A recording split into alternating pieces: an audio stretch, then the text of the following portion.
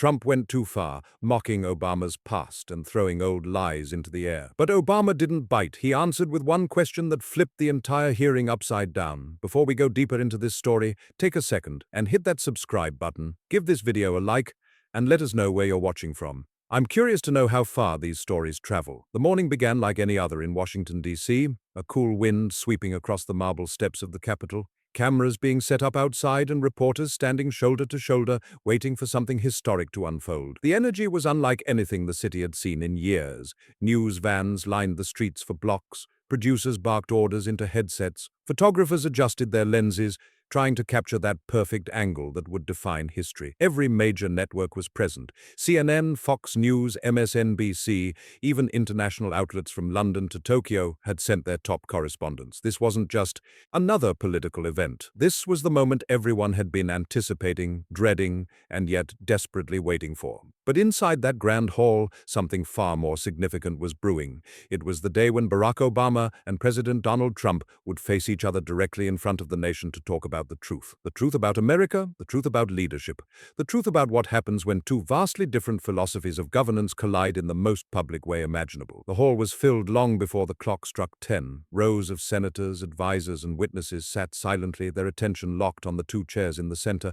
Every whisper seemed to echo against the tall ceilings, bouncing off the ornate moldings and historical paintings that lined the walls. The buzz of anticipation was unlike anything seen in years. Even seasoned political figures, men and women who had witnessed decades of partisan warfare, looked uneasy, as if they were about to watch a storm collide with another storm. Some fidgeted with their papers, others stared straight ahead, lost in their own thoughts about what this confrontation might reveal. The room itself seemed to understand the gravity of the moment. The mahogany panels gleamed under the soft lighting. The American flag stood at attention, its colors vibrant against the neutral tones of the chamber. Everything was in place. Everything except the answer to the question everyone was silently asking: what would happen when these two men, both former and current holders of the nation's highest office, finally faced each other without the buffer of distance, without the safety of press conferences or Twitter threads? Obama entered first. He walked calmly, almost quietly, carrying a folder of notes in his hand. His steps were measured, purposeful. He didn't need to speak for the room to pay attention. His presence alone did that.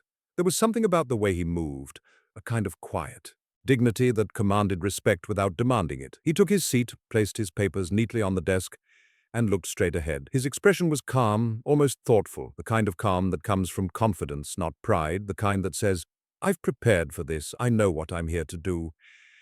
His gray suit was impeccably tailored, his tie a subdued blue. No flash, no spectacle, just readiness. His hands rested on the table, fingers interlaced, steady. He took a moment to scan the room, making brief eye contact with a few familiar faces, senators he had worked with, journalists who had covered his presidency. There was no arrogance in his demeanor, only a quiet acknowledgement of the weight of the moment. Moments later, the doors opened again. Trump entered, surrounded by his aides. His stride was brisk, his chin lifted high. He waved to a few people, nodding as if greeting old friends. There was a showmanship to his entrance, a theatrical quality that he had perfected over decades in the public eye. His red tie blazed against his dark suit. His hair, as always, drew attention. He smiled, that familiar half grin that could mean anything from confidence to defiance to simple amusement. His aides trailed behind him, tablets and briefcases in hand, their faces set in professional masks that betrayed nothing. The moment he sat down across from Obama, the entire room seemed to shift. The air grew thick, the noise faded. Two men who had once held the same office. Two men with entirely different visions of the nation were now facing each other head-on. The symbolism was lost on no one. This wasn't just about policy debates or partisan politics. This was about the very soul of American leadership, about what it means to be accountable, to be truthful, to be presidential. For years, the tension between them had built quietly through speeches, interviews, and political battles fought from afar. Trump had questioned Obama's birthplace, his legitimacy, his accomplishments. Obama had criticized Trump's rhetoric, his policies, his character, but these were always fights conducted through intermediaries, through the media, through surrogates. Now there would be no intermediaries, but now all those words had led to this room. There would be no distance today, only questions, answers, and whatever truths might come out in between. The moderator, a distinguished senator with silver hair and a reputation for fairness, began with a simple statement. His voice was formal, measured. Today's hearing is focused on the current state of America, its progress, its challenges, and its future. We are here to engage in honest dialogue about where we stand as a nation and where we need to go. This is not a trial, but a forum for truth. Obama gave a polite nod, his expression unchanged. Trump leaned back in his chair, folding his arms across his chest. It was a small gesture, but it spoke volumes. The body language alone told a story. Obama leaning forward, engaged, ready to participate. Trump leaning back, skeptical, guarded. They both knew this wasn't going to be easy. Neither man had any illusions about the difficulty of what lay ahead. Reporters in the back exchanged glances. Even they, hardened by years of covering political theater, weren't sure how this would play out. Some expected sparks, heated exchanges, the kind of viral moments that dominate news cycles for weeks. Others expected restraint, a careful dance of measured words and diplomatic pivots, but everyone agreed on one thing. No one could predict what would happen when two of the most influential figures of modern American politics met under the same roof with the whole world watching. The tension was so strong it felt almost physical. Every small sound seemed amplified, the click of a pen, the shuffling of papers, even the faint hum of the air conditioning seemed louder than it should. It was as if the entire building was holding its breath, waiting for that first word, that first exchange, that first moment of real confrontation. A senator sitting near the front leaned toward a colleague and whispered, "This is going to be one for the history books." His colleague nodded without taking his eyes off the two men at the center table. He was right. They both knew it. Everyone in that room knew it. Obama adjusted his microphone slightly. His movements were steady, deliberate. There was no nervousness, no uncertainty. He took a small sip of water from the glass in front of him, then looked across the table at Trump. Their eyes met for a brief second, not in anger, but in recognition. Both men understood exactly what this moment meant. This wasn't just about politics or public image. It was about truth, the kind that doesn't bend to power or popularity, the kind that stands firm even when everything else is shifting. Trump gave a small smile, the kind that could mean anything. Confidence, defiance, maybe even amusement. His eyes, however, betrayed something else, a sharpness, an alertness. He was ready for battle. He drummed his fingers on the table, a rhythmic tap that seemed to count down the seconds until he could speak, until he could seize control of the narrative. The air between them felt electric, charged with years of unspoken conflict. The moderator turned to Obama first. "Mr. Obama, you have the floor." Obama nodded, opened his folder, and glanced at his notes. Though everyone in the room could tell he didn't really need them, he already knew what he was going to say. The notes were more of a prop, a way to ground himself in the facts he intended to present. But before he spoke, he looked out at the audience, at the faces of senators, staffers, and a few members of the public who had managed to get seats. His expression softened slightly, almost reflective. It was as if he was thinking about the America he had once led, the America he still cared deeply about, and the America that now sat divided in front of him. Trump watched him closely, a faint impatience visible in the way he tapped his pen against the desk. The tapping grew slightly faster. He wanted to speak, to respond, to lead the conversation. But for now he waited. His jaw was set. His eyes never left Obama. Obama finally leaned into the microphone, his voice calm, but clear enough to carry across the hall. "Thank you," he began. His tone was conversational, almost gentle, but there was steel underneath. "Before we begin discussing numbers, policies, or arguments, I want to talk about something simple. Honesty." That one word, honesty, seemed to echo across the room. Several people shifted in their seats. A few senators exchanged glances. The word hung in the air like a challenge, like a gauntlet thrown down. Trump's tapping stopped. His eyes narrowed slightly. Obama continued, "We can't fix what we refuse to face, and we can't call ourselves strong if we hide our weaknesses under slogans or applause lines." It wasn't an attack, it was a statement, but one that carried weight. The implication was clear to everyone listening. This hearing wasn't going to be about spin or talking points. It was going to be about confronting uncomfortable realities. Trump's expression didn't change, but his posture did. He leaned forward slightly, as if preparing to respond when his turn came. His hands came together on the table, fingers steepled. He was coiling, ready to spring. As Obama spoke, it became clear that this hearing would be unlike any before it. This wasn't about politics anymore. It was about something deeper. A test of truth between two men who saw America through entirely different eyes.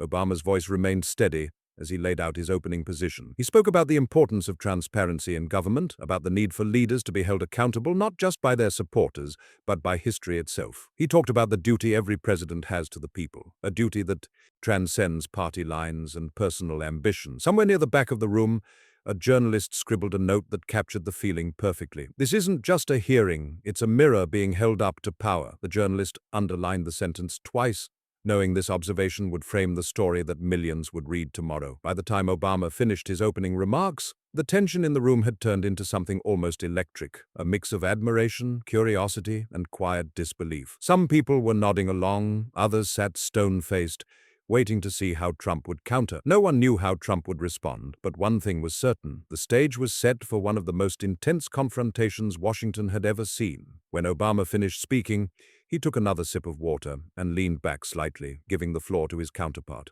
The moderator cleared his throat. "Mr. President, your response?"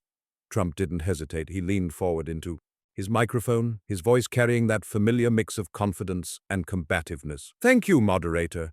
You know, it's interesting listening to President Obama talk about honesty. Really interesting." He paused for effect, his eyes scanning the room.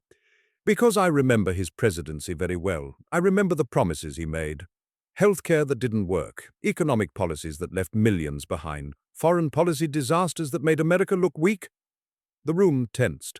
This was the Trump that everyone knew, the fighter, the counterpuncher. He continued, his voice rising slightly. "And now he sits here talking about honesty, about transparency. Let me tell you about honesty. Honesty is delivering results. Honesty is keeping your promises to the American people. And that's exactly what I've done. Our economy was booming. Our military was stronger than ever. We were respected around the world." Obama's expression remained neutral, but there was a slight tightening around his eyes. He was listening, processing, preparing his next move. Trump kept going, his momentum building. "You know what I think? I think this hearing is just another attempt to distract from the real issues, another political game designed to undermine the incredible work we've accomplished. But the American people, they're not stupid. They see through this." It was classic Trump. Deflection, counterattack, appeals to his base. But underneath the bravado, there was something else, a defensiveness that hadn't been there in his entrance. Obama had already gotten under his skin with that single word: honesty. The moderator intervened. "Mr. President, the purpose of this hearing is not to revisit past administrations, but to examine current leadership and accountability. Mr. Obama has raised questions about transparency. Do you have a response to those specific concerns?" Trump's jaw tightened. "I just gave you my response. I've been more transparent than any president in history. I communicate directly with the American people every single day. No filters, no spin, just the truth. Unlike some people who hid behind carefully crafted speeches and teleprompters." That was a direct jab at Obama, and everyone knew it. The room stirred. A few murmurs rippled through the audience. Obama remained still, his hands folded on the table, his face betraying nothing. He was letting Trump expend his energy, letting him show his hand. Trump continued, emboldened by what he perceived as silence from his opponent. "And let me say something else. This constant criticism, this obsession with attacking me, it's not about truth. It's about jealousy. It's about people who can't accept that I succeeded where they failed, that I connected with Americans they ignored." The moderator raised his hand. "Mr. President, please stay focused on the questions at hand." But Trump was on a roll now. "You want to talk about honesty? Fine. Let's talk about honesty. Let's talk about the fake news media that has attacked me from day one. Let's talk about the witch hunts and investigations that found nothing. Let's talk about how I've been treated worse than any president in American history, and yet I still delivered for the American people." Obama finally stirred. He picked up his pen and made a small note on his paper. The gesture was subtle, but it drew Trump's attention. For a moment, Trump paused, watching Obama write. It was as if he was waiting for a response, almost inviting it. And then Obama looked up. His eyes met Trump's directly, and when he spoke, his voice was quiet, but it cut through the noise like a blade. "Mr. President, with all due respect, this isn't about you." The room went silent, completely silent. Obama let the words settle before continuing. "This is about the office, about what we owe the people who entrust us with their future. And part of that debt is being honest about our limitations, about our mistakes, and about the hard truths we all face." Trump's face flushed slightly. "I have been honest, more honest than let me ask you a question," Obama interrupted, his tone still calm but now carrying an edge. "A simple question, and I'd like a simple answer." The moderator leaned forward. This was the moment everyone had been waiting for. The room seemed to hold its breath. Cameras zoomed in, pens hovered over notepads. Obama's next words would define the rest of this hearing, and Trump, for all his bluster, knew it too. Obama leaned into the microphone, his gaze locked on Trump. The silence in the room was so complete you could hear the soft hum of the recording equipment. Mr. President, Obama began, his voice measured and deliberate, if your daughter Ivanka came to you today and told you she was going to run for office, and the media started questioning her honesty, her business dealings, her conflicts of interest, the same way they've questioned you, would you tell her that the truth doesn't matter? Would you tell her to just attack the critics? Or would you tell her to be transparent, to answer every question, to hold herself to the highest standard? The question landed like a bomb. The room erupted in a wave of gasps, murmurs, and shocked whispers. Reporters frantically typed on their laptops. Senators leaned toward each other, exchanging rapid comments. Cameras flashed continuously. This wasn't just a policy question. This was personal. This was about family, about values, about the very core of what Trump claimed to represent. Trump's face went through a series of rapid changes. Surprise, then confusion, then something that looked almost like hurt. His mouth opened as if to respond, but no words came out. His hands, which had been gesturing constantly, suddenly froze on the table. His eyes darted briefly to his aides behind him, as if seeking guidance, but they were just as stunned as he was. Obama didn't move. He simply waited, his expression patient, his eyes never leaving Trump's face. The question hung in the air, demanding an answer. It wasn't aggressive, it wasn't meant to humiliate, but it was unavoidable. It cut through all the rhetoric, all the bravado, all the political posturing, and went straight to the heart of the matter. Trump finally found his voice, but it came out strained, defensive. That's a ridiculous question. My daughter has nothing to do with this. Doesn't she? Obama replied softly. You've involved your family in your administration, in your business, in your political life. You've held them up as examples of success. So it seems fair to ask, what standard would you want them to be held to? Trump's hands clenched into fists on the table. This is exactly what I'm talking about. This is a cheap personal attack disguised as a question. This is why people don't trust these hearings, because they turn into circus acts designed to embarrass people. Obama shook his head slowly. I'm not trying to embarrass you, Mr. President. I'm trying to understand your philosophy of leadership. Because if you believe that honesty and transparency are important for your children, then surely they're important for the country. And if you don't believe they're important for your children, then that tells us something too. The logic was airtight. Trump had been cornered, and everyone in the room could see it. A few senators nodded, recognizing the brilliance of Obama's approach. He hadn't attacked, he hadn't accused. He had simply asked a question that revealed the contradiction at the heart of Trump's position. Trump's face reddened. He leaned forward aggressively. You know what? This is typical Obama. Always acting like he's above everyone else. Always pretending to be so thoughtful and moral while he plays dirty politics. You want to talk about my family? Fine. My family has achieved more than most people dream of. They've built businesses, created jobs, contributed to society. They don't need lectures from you about honesty. I'm not lecturing, Obama said, his voice still calm. I'm asking, would you tell Ivanka that the truth matters? Yes or no? The directness of the follow-up was devastating. Trump had tried to deflect, tried to turn the tables, but Obama had brought it right back to the core question. And now the entire nation was waiting for an answer. Before we continue, take a second and share your thoughts so far on this story below. I read every single one. Trump's lips pressed into a thin line. He stared straight ahead, avoiding Obama's calm gaze. For a man who thrived on control, on dominating every conversation, on never showing weakness, the question had hit a place he didn't expect. It wasn't just about family, it was about truth, something he rarely allowed to corner him. It was about admitting that yes, truth does matter, or admitting that no, it doesn't. Either answer would damage him. Obama sat still, patient, his eyes steady. He had asked the question not to embarrass, but to expose something deeper, the instinct to evade accountability, the instinct to put winning above everything else, even principles that most people would claim to hold sacred. The room waited for Trump to respond, but he didn't. Seconds passed like minutes. The silence was excruciating. Finally, Trump spoke, his voice low but firm. I'm not going to entertain nonsense, he said. America's doing better than ever, and this kind of garbage doesn't deserve an answer. But the calmness in Obama's expression didn't fade. If anything, it deepened. Mr. President, he said softly, sometimes the truth sounds like nonsense to those who want to avoid it. A quiet stir moved through the audience. That line would be quoted in newspapers, on television, in history books. It was simple, but it carried profound weight. Trump's eyes flicked toward Obama, sharp and defensive. The frustration was building, visible in every line of his face. You think you're clever, don't you? Trump shot back. You think you can stand here and lecture me on honesty while your own record is full of lies?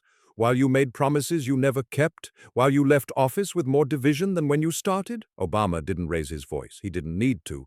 This isn't about me, he said. This is about the standard we set when we lead. If the people who look up to us see that we can't answer a simple question, what do they learn from that? Trump leaned forward, his voice rising. They learn strength. They learn not to bow to cheap tricks and personal attacks. That's what they learn. Or, Obama replied calmly, they learn that truth is negotiable.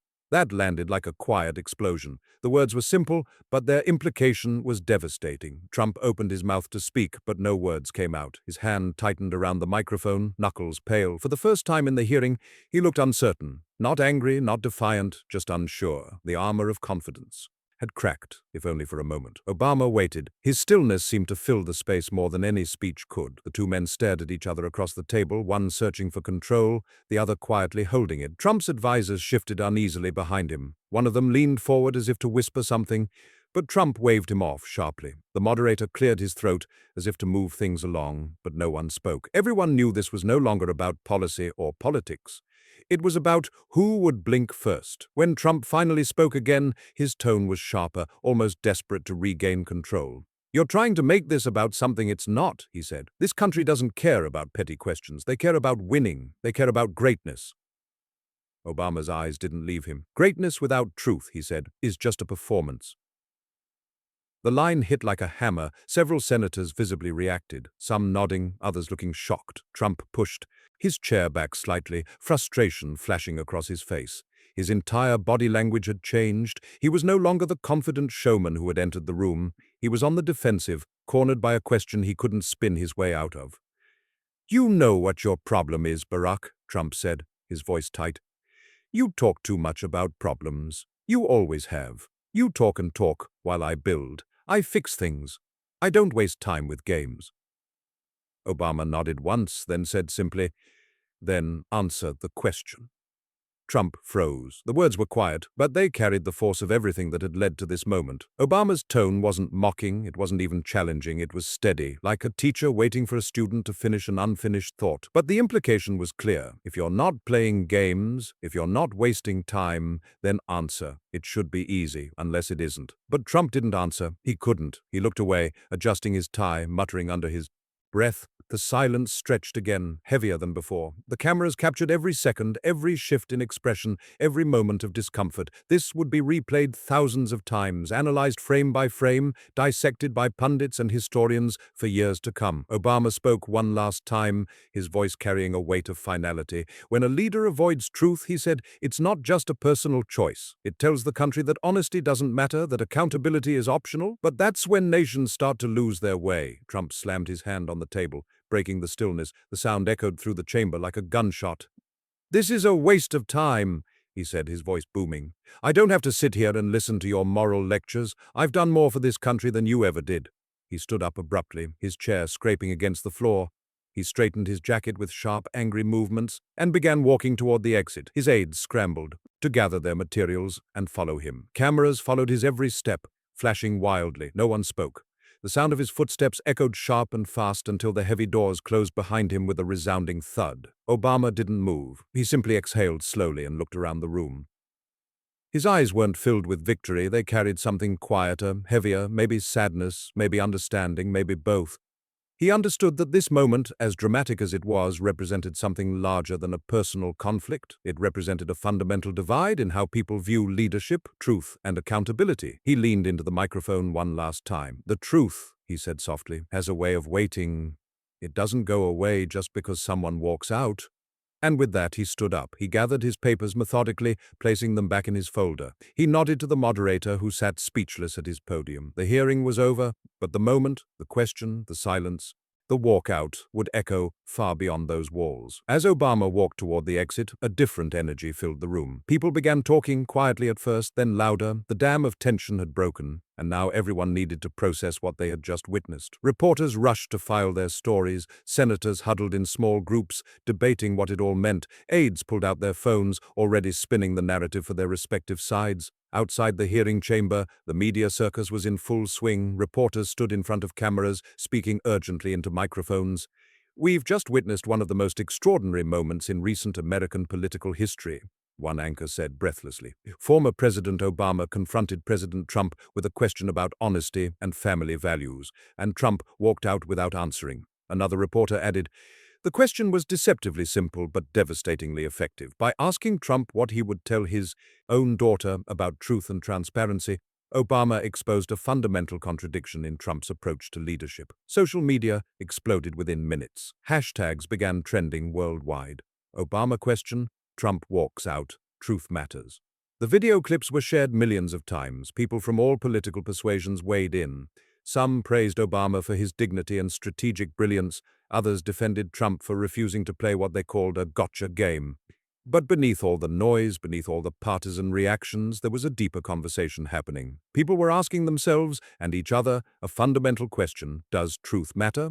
And if it does, why is it so hard for our leaders to simply admit when they're wrong or to answer basic questions about their values? Later that evening, analysts and historians began their work of contextualizing the moment. On news panels across the country, experts debated what it all meant. This wasn't just a political confrontation, one historian noted. This was a philosophical confrontation about the nature of truth in public life. Obama was asking Trump to admit that there are standards that apply to everyone, even presidents. A political scientist on another channel added, what made Obama's question so powerful was that it was personal without being an attack. He didn't call Trump a liar. He didn't present evidence of wrongdoing. He simply asked what Trump would teach his own daughter about honesty. That's brilliant, because it forces Trump to either uphold a standard he himself doesn't follow, or to admit that he doesn't actually believe honesty is that important. If you were in Donald Trump's shoes, facing a question like this that cuts to the core of your values and asks you to choose between your principles and your pride, what would you do? Share your thoughts in the comments. In the days that followed, the moment continued to reverberate. Op-eds were written, polls were conducted. Focus groups were assembled to gauge public reaction. The results were fascinating and deeply divided. Much like the country itself, Obama's supporters saw the moment as a vindication of everything they believed about the importance of character and integrity in leadership. Trump's supporters saw it as another example of elite condescension and political theater designed to undermine their chosen leader. But there were also people in the middle, people who hadn't firmly committed to either side, and for them, the moment was genuinely troubling. I'm not saying I agree with everything Obama did as president, one independent voter told a pollster. But he asked a fair question, and the fact that Trump couldn't or wouldn't answer it makes me wonder what he's hiding. That sentiment was echoed by others who valued honesty and straightforwardness in their leaders. I don't care what party you're from, another person said. If you can't answer a simple question about whether you'd teach your own kids to be honest, then something's wrong. Of course, Trump's camp didn't stay silent. Within hours of the hearing, Trump himself took to social media to share his version of events. Just walked out of the most ridiculous hearing I've ever seen, he posted. Obama tried to make it personal, attacking my family, asking questions that have nothing to do with running the country. I don't play those games. The American people deserve better than this circus. His supporters rallied around this narrative. Obama was being disrespectful, they argued. He was trying to score political points by dragging Ivanka into it. Trump was right to walk out. Conservative commentators amplified this message, framing Trump's exit as a bold stand against political correctness and elite manipulation. But even some of Trump's usual defenders seemed uncomfortable. A few conservative columnists wrote pieces questioning whether walking out had been the right move. Trump should have answered the question, one wrote. Even if he disagreed with the premise, even if he thought it was a trap, he should have engaged. Walking out makes him look like he has something to hide. The debate raged on, but at its core, it always came back to that single moment, that single question. Would you tell your daughter that truth matters? Historians would later point to this hearing as a turning point, not necessarily in policy or even in political fortunes, but in the national conversation about leadership. It forced people to confront uncomfortable questions about what they really valued in their leaders. Did they want someone who fought back against every perceived slight? Or did they want someone who could calmly stand in front of scrutiny and respond with dignity? In the weeks following the hearing, both Obama and Trump continued to be asked about the moment. Obama, in a rare interview, was asked if he regretted the question. He shook his head. I don't regret asking questions that need to be asked, he said. Leadership requires accountability, and accountability requires honesty. If those things make people uncomfortable, then maybe we need to examine why. The interviewer pressed him. But do you think it was fair to bring his daughter into it? Obama's response was thoughtful. I wasn't attacking his daughter. I was asking about his values. What does he believe? What would he teach? Those are questions every leader should be able to answer, and the fact that it became controversial to ask them says something important about where we are as a country. Trump, for his part, remained defiant. In rallies and interviews, he continued to frame the question as a personal attack and his walkout as a principled stand. They want to play games with my family? They want to make it personal? I don't play that way, he told cheering crowds. I walked out because the American people deserve serious leadership, not political theater, his supporters loved this narrative. It reinforced their belief that Trump was fighting against a corrupt establishment that would stop at nothing to undermine him. But outside that base, the reaction was more mixed. Polls showed that a majority of Americans, including many independents, thought Trump should have answered the question. One poll asked specifically, if a leader is asked whether they would teach their children to be honest and transparent, should they answer the question? 72% of respondents said yes, only 18% said no.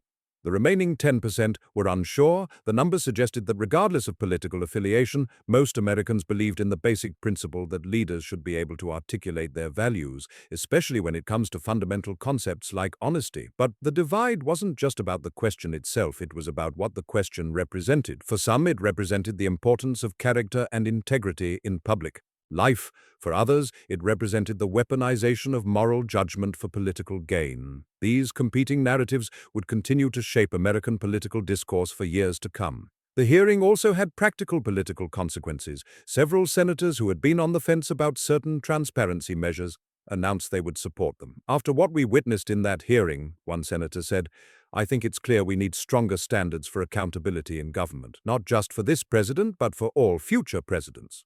Legislative proposals were introduced calling for mandatory financial disclosures, restrictions on family members serving in government, and enhanced ethics training for all executive branch employees. Some of these measures would eventually pass, others would die in committee. But the conversation had shifted. The hearing had made abstract concepts like transparency and accountability feel concrete and urgent. In academic circles, the hearing became a case study in political communication. Communication professors showed the video to their students, dissecting Obama's rhetorical strategy and Trump's defensive responses. Notice how Obama frames the question, one professor explained. He doesn't accuse, he doesn't attack, he simply asks what Trump believes and would teach. It's impossible to argue with the question itself. The only way to avoid it is to refuse to engage, which is exactly what Trump did. Students debated whether Obama's approach was brilliant or unfair. Some argued that bringing up Trump's daughter was inherently manipulative, designed to create an emotional trap. Others countered that asking about what values a leader would teach their children is one of the most legitimate questions you can ask. The debates were passionate, reflecting the broader national divide, but perhaps the most interesting response came from ordinary Americans who wrote letters, posted on social media, and called into radio shows to share their thoughts. A truck driver from Ohio wrote, I voted for Trump twice, but that question made me think. If my boss asked me the same thing Obama asked Trump, I'd be able to answer it in 2 seconds. Why couldn't he? A teacher from California posted, I tell my students every day that honesty matters, even when it's hard. If the president can't say the same thing, what does that teach them? These voices, from people across the political spectrum, suggested that Obama's question had touched something fundamental. It had connected the abstract world of politics to the concrete world of everyday values. It had asked, in essence,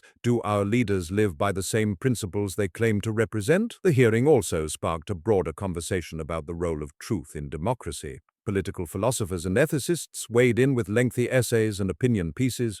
A democracy cannot function without a shared commitment to truth, one philosopher wrote. When leaders model the evasion of truth, they undermine the very foundation of democratic governance. Another scholar argued, the question Obama asked wasn't about policy or ideology. It was about something more fundamental, the integrity of the democratic process itself. If leaders can't be honest about their basic values, how can citizens make informed choices? Religious leaders also joined the conversation. Pastors, priests, rabbis, and imams spoke from their pulpits about the importance of honesty and integrity. In every faith tradition, one minister said, truth is sacred. It's the foundation of trust, and trust is the foundation of community. When our leaders model dishonesty, they don't just hurt themselves, they hurt all of us.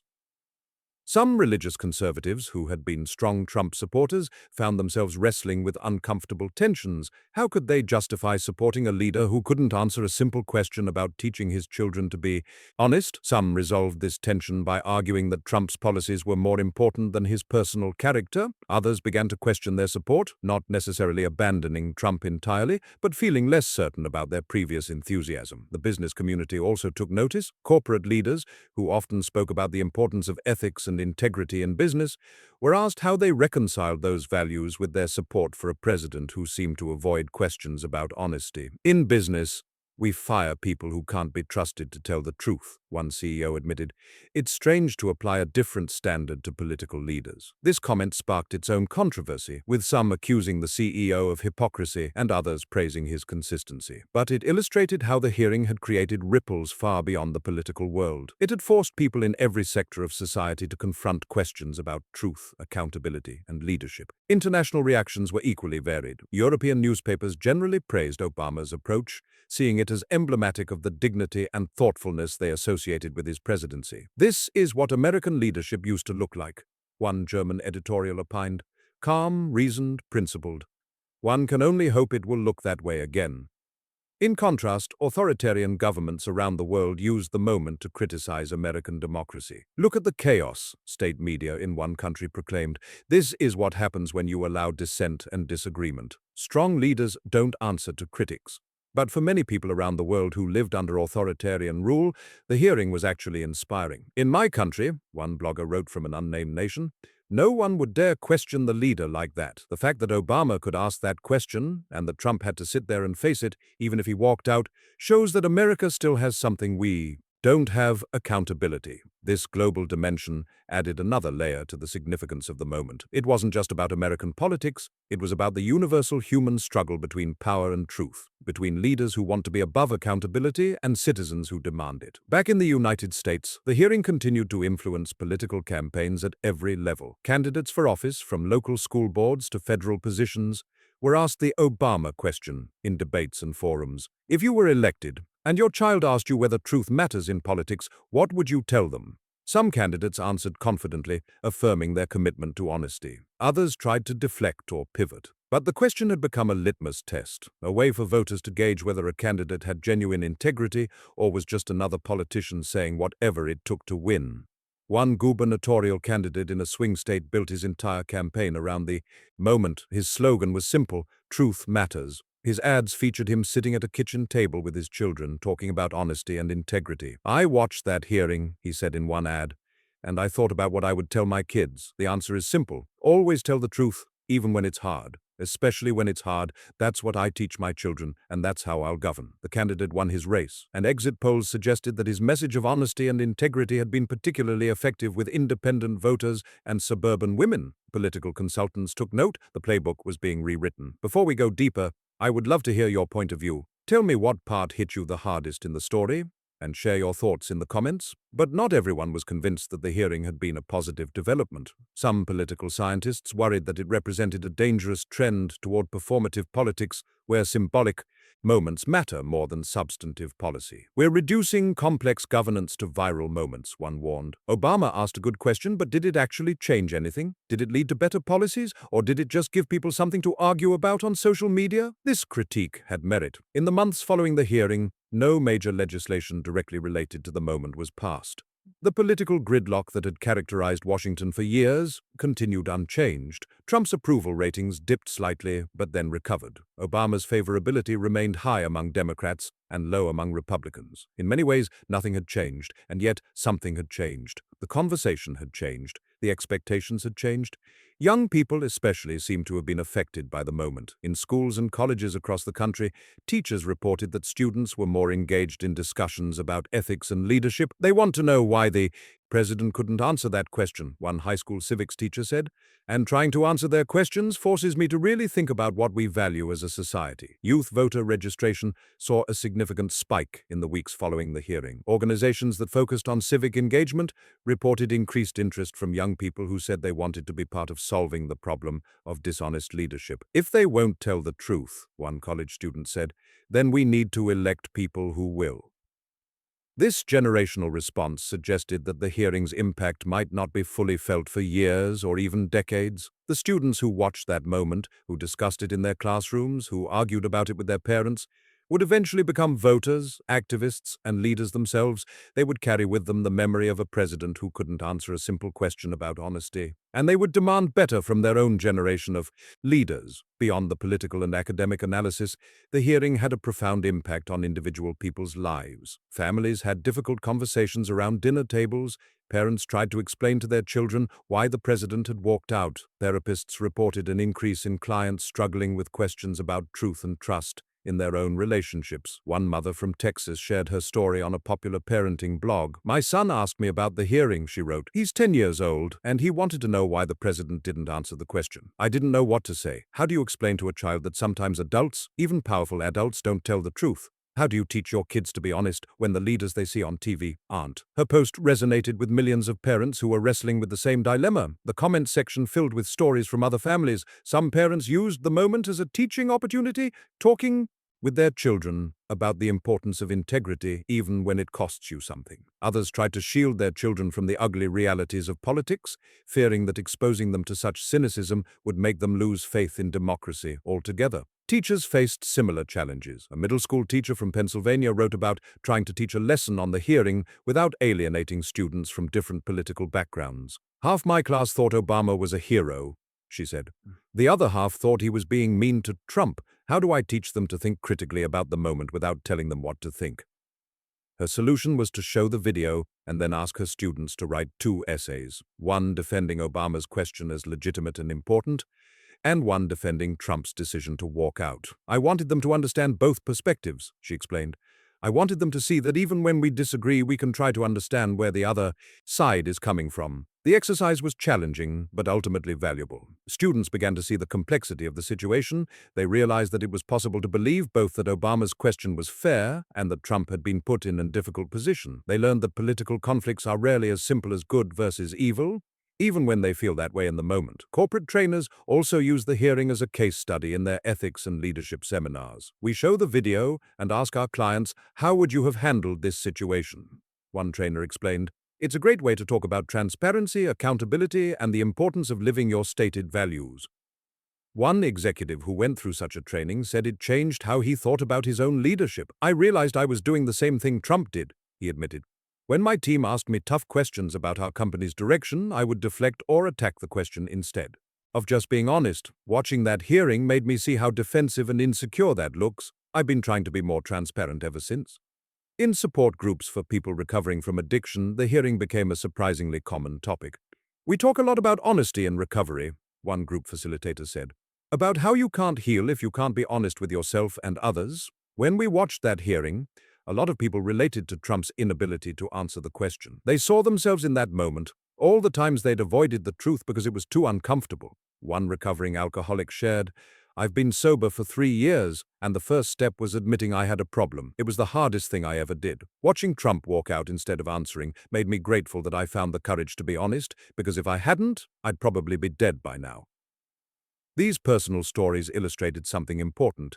The hearing wasn't just about politics. It was about the universal human struggle with truth. We all face moments when being honest would cost us something, when admitting our flaws or mistakes would make us look weak. The question Obama asked Trump was a question we all have to answer in our own lives. Will we prioritize truth even when it's hard? For some people, the hearing was a wake-up call. It forced them to examine their own relationship with honesty. Were they living by the values they claimed to hold? Were they teaching their children, through their actions, that truth matters? Or were they teaching them that it's okay to avoid uncomfortable questions, to prioritize winning over integrity? These reflections led to real changes in some people's lives. One businessman decided to come clean about financial irregularities in his company, even though it cost him significantly. "I kept thinking about that hearing," he said, "and I realized I couldn't tell my kids to be honest if I wasn't willing to be honest myself." A woman ended a relationship after realizing her partner consistently evaded accountability for his mistakes. "The hearing made me see the pattern," she said. "Every time I asked him about something important, he would deflect or attack me for asking, just like Trump did. I deserved better than that." These stories, while anecdotal, suggested that the hearing had touched something deep in the national psyche. It had made the abstract concept of honesty feel concrete and urgent. It had connected political leadership to personal ethics in a way that resonated across divides. As the first anniversary of the hearing approached, journalists and historians began to assess its lasting impact. Had it changed American politics? Had it made leaders more accountable? Had it restored faith in democratic institutions? The answers were complicated. On one hand, nothing fundamental had changed. The same partisan divisions existed, the same gridlock paralyzed Washington. Trump continued to have fierce supporters and fierce critics. Obama remained a polarizing figure, beloved by some and despised by others. But on the other hand, something had shifted. The hearing had become a reference point, a marker in the national conversation about leadership and truth. When politicians made obviously false statements, commentators would reference the Obama question. When leaders evaded accountability, critics would ask, "What would you tell your children?" The phrase itself, the Obama question, entered the political lexicon. It became shorthand for asking whether leaders lived by the values they claimed to represent. Job candidates in various fields reported being asked versions of it in interviews. If you were in a position of leadership and faced with an ethical dilemma, what would you do? The question seemed simple, but it cut to the core of a person's character. Perhaps most significantly, the hearing had energized a new generation of political engagement. Young people who had been cynical about politics found themselves drawn to the question of what kind of leaders they wanted. Organizations focused on civic education reported increased participation. Voter registration continued to rise, particularly among younger demographics. "We saw something important in that hearing," one college senior explained. "We saw that it's possible to hold power accountable, even if it doesn't always work the way we want. Obama didn't defeat Trump in that moment. Trump is still president. But he exposed something real. And that gives us hope that exposure and accountability still matter." This optimism was tempered by realism. Most young people understood that one moment, no matter how powerful, couldn't fix a broken political system. But they saw it as proof that the fight for truth and accountability was worth having. They saw that moral courage could still make a difference, even in a cynical age. In this sense, perhaps the true legacy of the hearing wasn't about Obama or Trump at all. It was about the millions of people who watched it and were forced to confront fundamental questions about what they valued and what kind of society they wanted to live in. It was about the conversations that happened afterward, in living rooms and classrooms and workplaces across the country. Some people had those conversations and came away more convinced than ever that their previous beliefs were correct. Others found their views challenged and changed. Most fell somewhere in between, their perspectives complicated and enriched by genuinely grappling with difficult questions. And that, perhaps, was the most important outcome. In an age of increasing polarization, where people often retreat into ideological bubbles and refuse to engage with views different from their own, the hearing had created a moment of genuine national dialogue. People across the political spectrum were talking about the same event, wrestling with the same questions, trying to make sense of what it meant. That dialogue was messy and often contentious. People got angry, relationships were strained, but they were engaging, truly engaging, with fundamental questions about democracy, leadership, and truth. In a time when such engagement feels increasingly rare, that alone made the hearing historically significant. Later, people would argue about what it all meant. Some would say Obama went too far, others would say he revealed something that needed to be seen, but everyone would agree on one thing. That single question changed everything, because it wasn't really about Ivanka or about Trump's family. It was about what happens when power is forced to face truth. It was about the way silence can speak louder than words, and how a refusal to answer can say more than 1,000 speeches. The hearing had held up a mirror to American politics, and by extension to American society. What people saw in that mirror depended on their perspective, their values, their experiences, but they couldn't look away. They couldn't pretend they hadn't seen it, and once you've seen truth clearly, once you've witnessed the cost of avoiding it, you can't unsee it. In the end, Obama's question wasn't just a challenge to Trump, it was a challenge to all of us. It asked us to examine our own relationship with honesty, our own willingness to be accountable, our own commitment to truth, even when it costs us something. It reminded us that leadership isn't about who can talk the loudest or who can win an argument. It's about who can stand in front of the world and face uncomfortable truth without running away. That moment would be remembered not for the argument, but for the silence that followed it. The kind of silence that doesn't fade when the room empties, but lingers, asking its own question. When truth knocks, who will have the courage to open the door? And perhaps most importantly, it reminded us that we all face that choice every day. In our relationships, in our work, in how we raise our children. The choice between comfort and truth, between self-protection and honesty, between the easy path and the right one. Trump's inability to answer a simple question about what he would teach his daughter wasn't just about him, it was a reflection of a broader struggle we all face. The hearing showed us that truth matters, not because it's easy or comfortable, but because it's the foundation of everything else. Without truth, there can be no trust. Without trust, there can be no real relationships, no genuine community, no functioning democracy. The question Obama asked was simple, but its implications were profound. It was a question about the kind of world we want to live in and the kind of people we want to be. As time passes and new crises emerge, new scandals erupt, and new controversies dominate the headlines, the specific details of the hearing may fade from memory. But the essential question will remain: what do we believe? What do we value? What are we willing to fight for? And most importantly, what will we teach our children about the difference between right and wrong, between truth and lies, between integrity and expediency? These questions don't have easy answers. They require us to think deeply, to examine our assumptions, to challenge our own biases. They require us to be honest with ourselves about our failures and limitations. They require courage, but they also offer hope, because every time we choose truth over convenience, honesty over self-protection, accountability over defensiveness, we make the world a little bit better. We model for the next generation what real leadership looks like. We show that it's possible to be both strong and humble, both confident and honest. That's the real legacy of that historic moment when Barack Obama confronted Donald Trump in front of the nation. It wasn't about who won or who lost. It was about what kind of leaders we deserve and what kind of citizens we choose to be. It was about the power of a single question to cut through all the noise and reveal what really matters. And it was about the courage required to ask that question and the even greater courage required to answer it honestly. We've reached the end of this remarkable story. If this journey through one of the most powerful confrontations in recent American political history moved you, made you think, or opened your eyes to something new, I'd love to hear from you. Hit that like button if you believe truth matters in leadership. Drop a comment below sharing which moment from this story resonated with you most. Was it Obama's calm persistence, Trump's defensive walkout, or maybe it was that simple, devastating question about what we teach our children that hit you the hardest? And if you're new to Celebrity Chronicles, welcome. We dive deep into the stories that shape our world, the moments that define our era, and the truths that often hide beneath the surface. Subscribe to join a community that values thoughtful analysis over hot takes, depth over sound bites. We're building something special here, a space where we can grapple with difficult questions together. Most importantly, share this video with someone who needs to see it, someone who believes in accountability, someone who's tired of political theater and wants substance, someone who still believes that truth matters, even when it's inconvenient. Together, we can keep important conversations alive. Together, we can demand better from our leaders and from ourselves. This has been Celebrity Chronicles. Thank you for being part of this journey. Until next time, stay curious, stay engaged, and never stop asking the hard questions.